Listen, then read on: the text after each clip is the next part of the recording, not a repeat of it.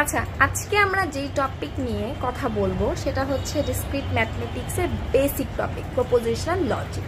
এবং propositional logic পড়বার সময় আমরা সবাই হচ্ছে ইমপ্লাইজ নিয়ে একটু কনফিউশনে থাকি। I know implies are like pain in the ass, but I am here to save your ass. So let's start.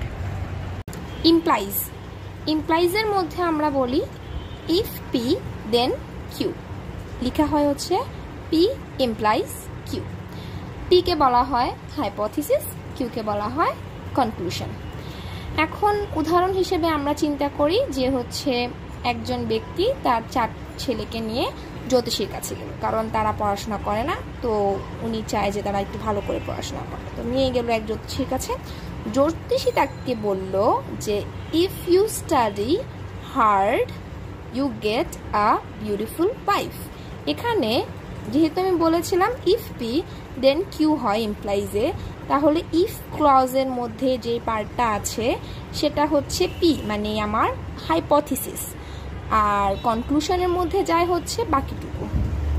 ঠিক আছে, তো আমরা এটাতে এত বেশি চিন্তা ভাবনা না করে আমরা আমাদের সলিউশনের দিকে যাই, মানে ট্রুথ টেবিলের দিকে যাই, যেটা সবচেয়ে বেশি কনফিউজিং। আচ্ছা, তো এখানে আমি লিখে রেখেছি পি আমি কি ধরেছি আর কিউ আমি কি ধরেছি। আচ্ছা, এরপরে আমরা চিন্তা করি প্রথম ছেলের কথা।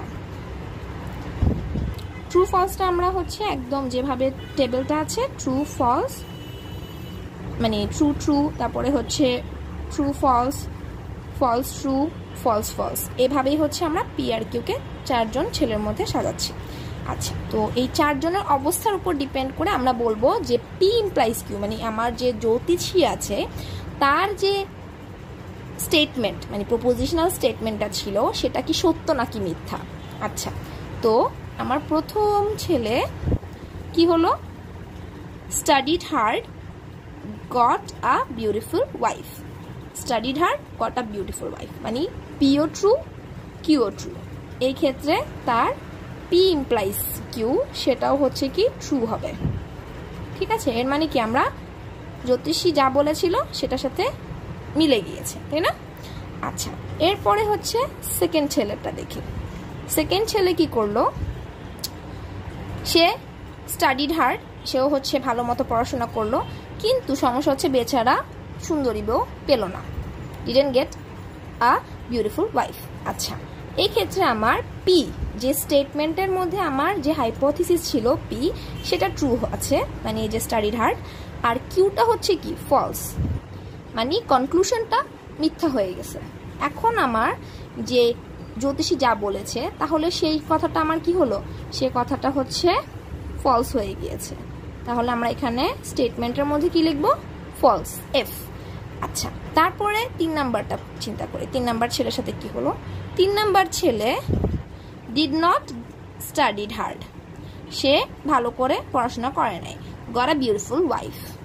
এখন জ্যোতিষীর কাছে এই যে সেকেন্ড ভাই সে চলে গেল, গিয়ে হচ্ছে বলল যে আমার ভাই তো ভালো করে পড়াশোনা করে নাই, কিন্তু সে সুন্দরী বউ পেয়ে গিয়েছে।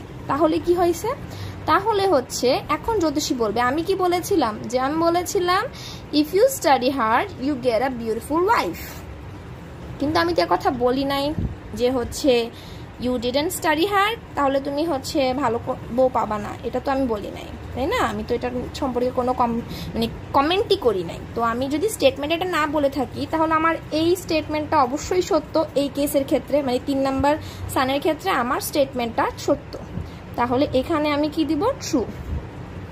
আচ্ছা, সে যেহেতু অলরেডি ক্লিয়ার করেই ফেলছে যে 3 নাম্বার সানের ক্ষেত্রে হচ্ছে সত্য হয়ে গেছে, তাহলে 4 নাম্বার সান সে পড়াশোনাও করে নাই এবং সুন্দরী বউ পায় নাই, তাহলে এটাও হচ্ছে কি আমার কি হলো, সত্য হয়ে গেছে, রাইট? তাহলে এটাও হচ্ছে আমার ট্রু। তাহলে আমি এই যে এখানের মধ্যে যে টেবিলটা পেয়েছি সেটা পেয়েছি কি একটা ভণ্ড জ্যোতিষীর স্টেটমেন্ট থেকে, এবং এই ভণ্ড জ্যোতিষীর স্টেটমেন্ট মতে যখন হচ্ছে তার প্রদত্ত হাইপোথিসিস মানে পি যখন হচ্ছে ট্রু হবে এবং কিউ মানে কি আমার কনক্লুশনটা ফলস হবে, সেই ক্ষেত্রেই শুধুমাত্র এই যে আমার যে ভণ্ড ছিল, জ্যোতিষী ছিল, তার স্টেটমেন্টটাই পুরোটা ফলস হবে এই যে সেকেন্ডটার জন্য, just for the second one.